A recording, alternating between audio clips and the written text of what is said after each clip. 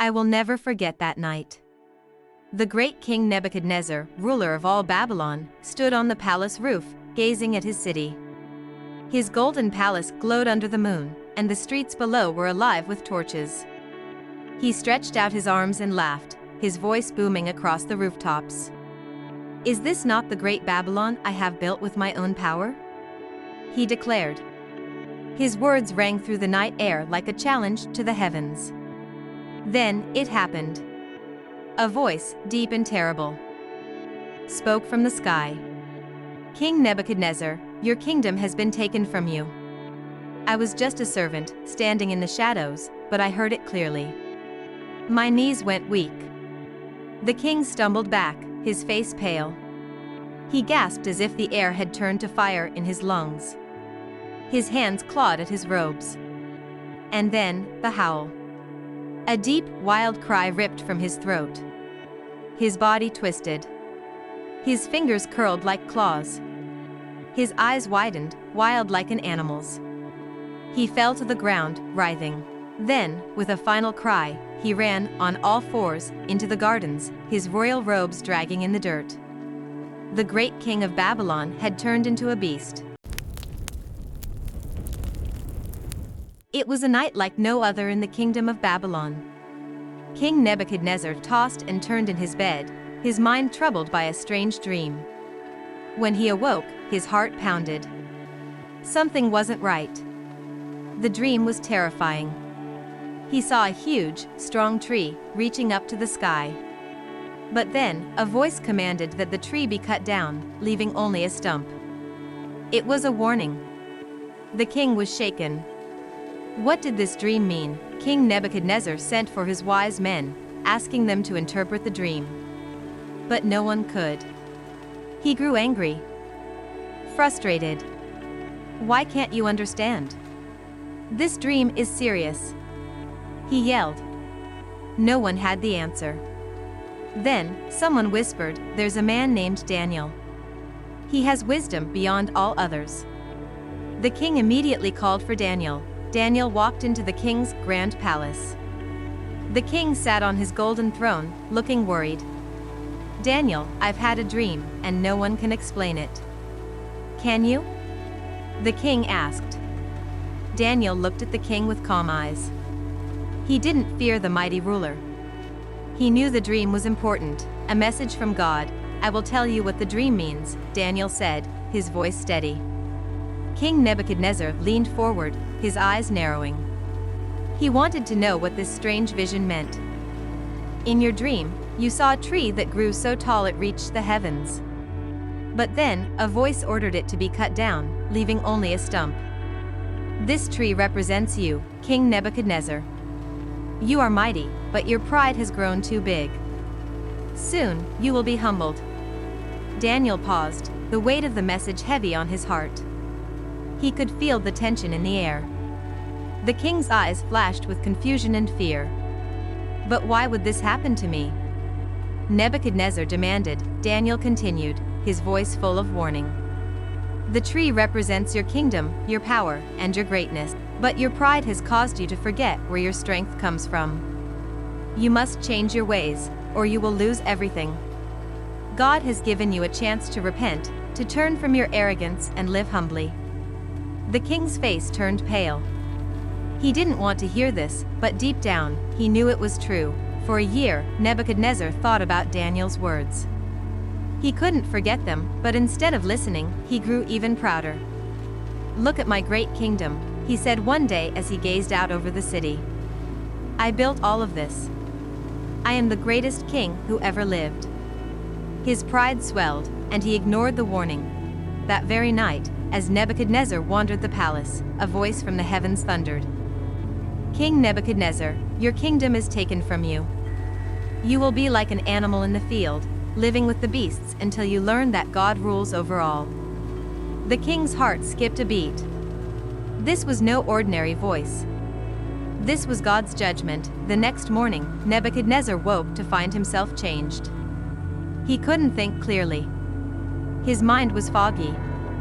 He could no longer understand the people around him. He felt as though something had taken control of him, something he couldn't fight.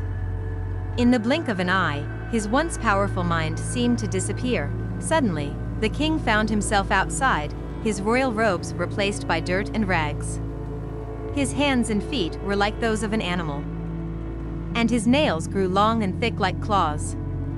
He was living like a beast in the wilderness. The people of Babylon whispered in fear, wondering what had happened to their mighty king.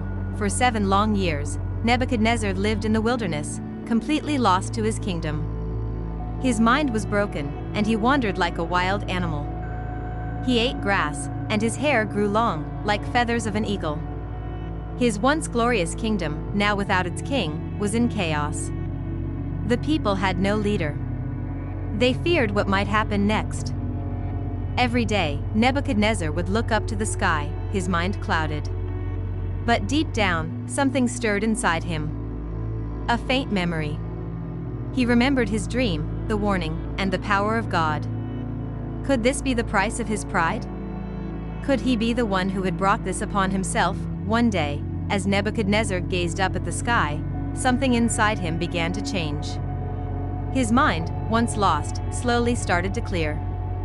He looked around at the vast wilderness, at the animals, and at the heavens above. He remembered the greatness of his kingdom and how he had taken it all for granted. "I was wrong," Nebuchadnezzar whispered to the wind. "I see now. God is the true king, not me." For the first time in years, Nebuchadnezzar humbled himself. He prayed, asking for mercy, for a chance to return to his kingdom and lead with wisdom, not pride. He knew now that he was nothing without God. Nebuchadnezzar's mind began to heal. The fog lifted. His eyes cleared, and he felt his strength return. He stood up and looked at the world around him, his heart full of awe and humility. He no longer saw himself as the mighty king of Babylon, but as a servant of the true king. God answered his prayer. In a moment, Nebuchadnezzar's sanity returned, and the strange curse that had controlled him was broken. He knew that he had been given a second chance, and he would not waste it. His kingdom, his power, his wealth, they all seemed small compared to the greatness of God. As Nebuchadnezzar returned to his palace, he ordered a message to be sent throughout the kingdom. "People of Babylon," the message began, "hear my story. I, King Nebuchadnezzar, was once full of pride. I thought I could do anything. But I was wrong. God humbled me, and now I know the truth. He is the ruler of all. I praise him, and I honor him." The people listened in awe. They couldn't believe it. The mighty king was speaking of God, the one who had humbled him. Some were moved by his words, others shocked. But Nebuchadnezzar didn't care what they thought. He had learned his lesson. Nebuchadnezzar was restored to his throne, but he was not the same. He ruled with a new understanding, a humility that he had never known before. He respected the wisdom of Daniel, the man who had told him the truth, even when it was difficult to hear. Under his reign, the kingdom of Babylon flourished again. But this time, Nebuchadnezzar made sure to acknowledge the one true king, God. He built temples to honor him and encouraged the people to worship in truth. The once proud king had become a humble servant of the Lord. Babylon had changed. The people noticed the difference in their king. There were no more wild parties, no more boasting of power. Nebuchadnezzar had become a man of wisdom and peace. He often spoke of his experience in the wilderness, telling everyone how God had saved him from the madness of pride. The king's new wisdom spread far and wide. Other kingdoms sent ambassadors to hear his story. They wanted to know the secret of his success. And Nebuchadnezzar told them, "It is not my strength. It is the strength of God. He is the true ruler." King Nebuchadnezzar often sat alone in his palace, thinking about all that had happened. His pride had almost cost him everything, but he had been given a second chance. His heart was full of gratitude. "God, you are the only true king," he would whisper in his prayers. He had learned to be thankful for every small blessing. The people of Babylon respected him, not because of his wealth or power, but because they saw the change in him. He no longer ruled out of fear, but out of love for his people. As the years passed, Nebuchadnezzar grew older. His kingdom remained strong, but his heart was even stronger.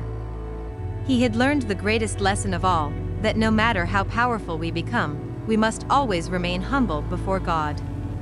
He taught his children and his officials the same lesson, and they too ruled with wisdom. Nebuchadnezzar knew his time would come to an end, but he was at peace. He had lived a life of humility, and he had given his heart to the true king. Looking back, Nebuchadnezzar often thought of the dream that had started it all. Without that terrifying vision, he might never have learned humility. It had been the wake-up call he needed. That dream, as strange and unsettling as it had been, had saved his life. He smiled as he remembered Daniel's words, "God rules over all." The dream no longer terrified him.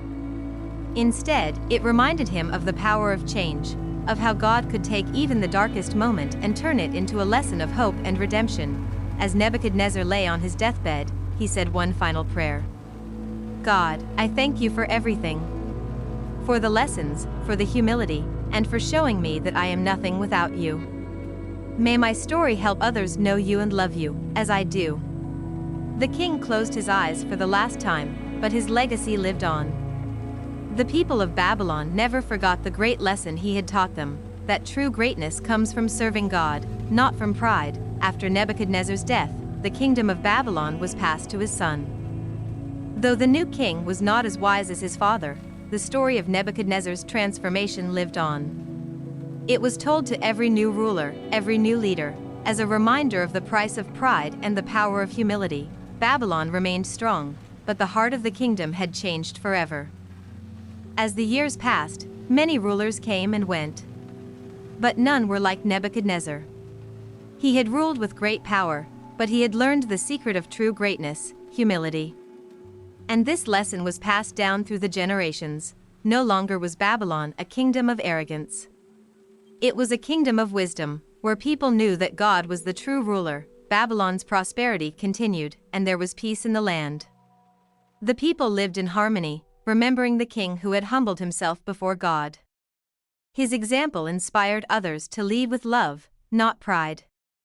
And even in the darkest times, the memory of Nebuchadnezzar's transformation brought hope. Nebuchadnezzar's story was passed down for generations.